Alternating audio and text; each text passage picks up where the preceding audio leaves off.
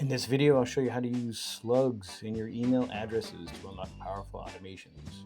With just one email inbox, you can route, organize, and trigger workflows based on that slug.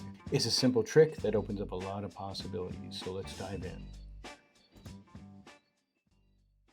Let's take a look at an email slug and how we process it. This is the first node in our workflow, and it's just an email trigger.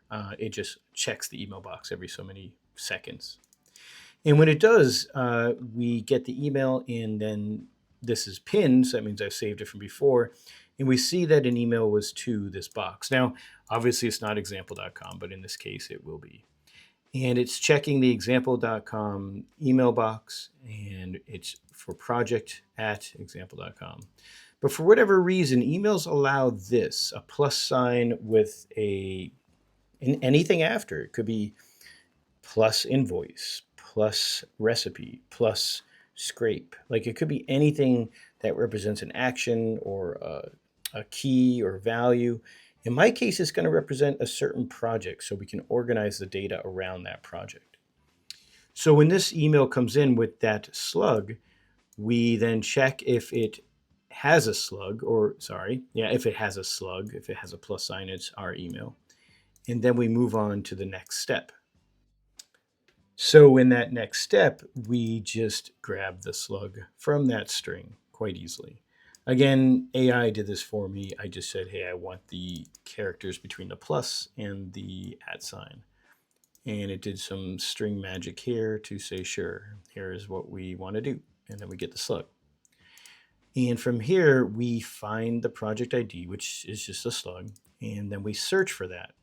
So in this next step, I just say, hey, do we have a project with that slug? And if we do, then we have a result. And if we do not, it just goes into false and we don't do anything with it, as if it was spam or a mistake. From there, we can do anything we want with that slug. Now, before we move over to the rest of the automation, let's just go look at the database for a moment.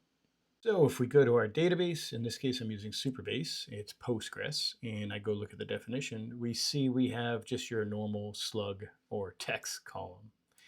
And what it did here, when I say I just asked it to go build me a slug column with 8 characters that's unique. And the AI that's built into Superbase or Claude or Cursor or whatever, it knew enough to then make a function that would trigger when I create a new project. And that function will then, it's not an edge function, it's a database function. That function will trigger. Now, this first function is nothing exciting. It's just going to then trigger the next function. So let's go copy that. And let's not do that.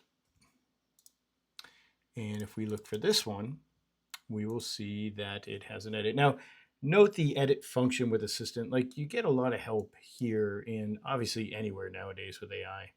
But here's the function, just generates a random string.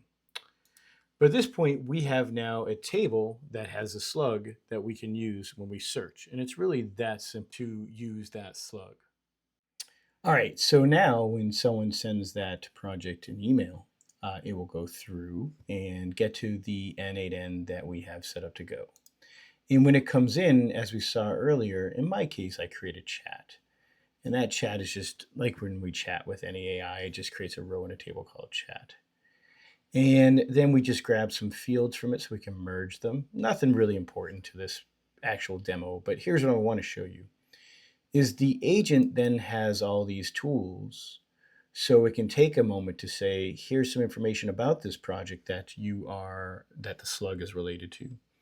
Here's my prompt of a bunch of things I should be doing related to that project. And in this case, I sent it an email, so it knows to use the URL scraper and scrape that data. And so it goes from creating a chat that is owned by a human, me, the person who has the project, and it goes to making an AI response so that the chat is complete. It has a role AI with a response. And then the AI does this thing to reply to that particular query. In that case, it scrapes some stuff from that website. And more importantly, though, you can see that we took the project ID and now we related chat to it.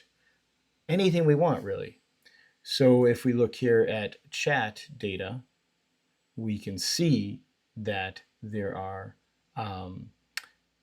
a project ID for that chat. All right, that wraps up this little tutorial for email slugs. Hope it made sense. Please subscribe. Please ask questions below in the comments. And check me out on Substack. There's a link below as well. Thank you.